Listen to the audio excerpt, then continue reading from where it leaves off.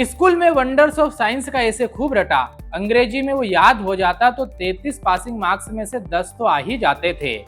लेकिन आज विज्ञान का अद्भुत चमत्कार हुआ है। साइंस का वो डार्क नहीं, उज्जवल हिस्सा है, क्योंकि सरकार की जीवटता, अधिकारियों की कर्मशीलता, नागरिकों के धैर्य और वैज्ञानिकों की पढ़ाई ने आज मध्य प्रदेश के लाखों लोगों के जीवन का सूखा खत्म कर दिया है। ताजमहल को अजूबा कहने वाले शायद कभी ना बता पाए कि ताज ने उन्हें क्या दिया, उससे क्या लाभ होता है।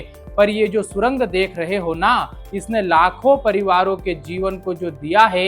ये सुरंग लद्दाख या उत्तराखंड में नहीं, मध्य प्रदेश के विंध्य में बनी है।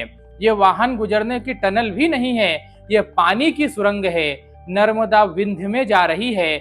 नर्मदा अब सोन नदी से मिलेगी, वह भी बिना किसी पंप के, केवल ग्रेविटी के, गुरुत्वाकर्षण के नियम से। देश की ये सबसे बड़ी जल सुरंग, लगभग 12 किलोमीटर की सुरंग से एमपी के 6 जिले जबलपुर, कटनी, मैहर, सतना, पन्ना और रीवा को भरपल्ले पानी मिलेगा, जिससे इन जिलों के 1450 गांवों की 2 लाख हेक्टेयर जमीन की सिंचाई के लिए भरपूर पानी मिलने वाला है।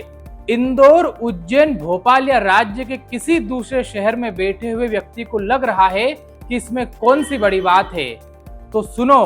1.5 दशक से यह योजना अटक रही थी। वे मशीनें भी उपलब्ध नहीं थी जो इस टनल को बना सके।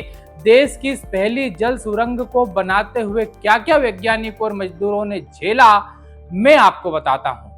मार्बल लाइम स्टोन की कठोरता, डोलोमाइट की दृढ़ता, स्लेट की पतली परतें, रेसिडुअल मिट्टी की नरमी, लाइम स्टोन के घुलने से बनी विशाल केविटी, 18,000 से 25,000 लीटर प्रति मिनट तक का सीपेज, टनल क्राउन के ऊपर भूजल का स्तर और 20 से 33 मीटर ओवरबर्डन, सिंक होल्स का धसाव, एयर लॉस, लिक्विफेक्शन का खतरा और हर 10-15 मीटर पर बदलती रॉक फेस कंडीशन, 12 मीटर से 100 मीटर तक के ट्रांजिशन जोन, मड स्पिलेज, कठोर चट्टाने, कार्बन डाइऑक्साइड गैस का लगातार उत्सर्जन तथा टनल बोरिंग मशीन के कटर हेड का बार बार टूटना, ऐसी कितनी ही कठिनाइयों का सामना इस सुरंग को बनाते हुए करना पड़ा। 2023 के पहले तो ये काम लगभग असंभव सा लगने लगा, लेकिन सरकार ने इस काम के लिए हर तरह की मदद की और 2026 में मध्य प्रदेश को देश की सबसे बड़ी जल सुरंग मिल गई है। हम स्कूल की किताबों में बचपन से वंडर ऑफ साइंस तो पढ़ते ही थे, पर साथ में यह भी पढ़ते थे कि नर्मदा मध्य प्रदेश की जीवन रेखा है। पर कुछ हिस्सा मध्य प्रदेश का अछूता था। विंध्य महाकौशल को जल नसीब नहीं था। वो खेती में प्रयोग करना चाहते थे, पर वे संभव नहीं थे। लेकिन अब मां नर्मदा विंध्य की गोद में उतरी है, तो नर्मदा मध्य प्रदेश के अछूते हिस्से को भी जीवन रेखा बन रही है। इस टनल की एक और खासियत मैं आपको बताता हूँ। इतने वर्षों से इतना बड़ा काम किसी राज्य में हो रहा और उसकी खबर भी नहीं बनी। पता है, क्योंकि इसमें कोई हादसा नहीं हुआ।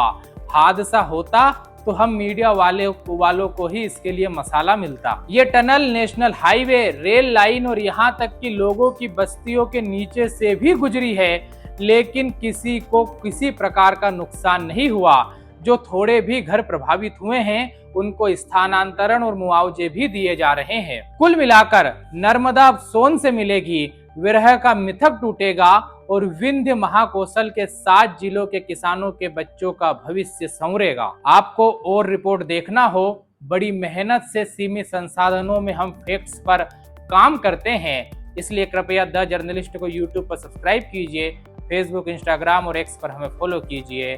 धन्यवाद।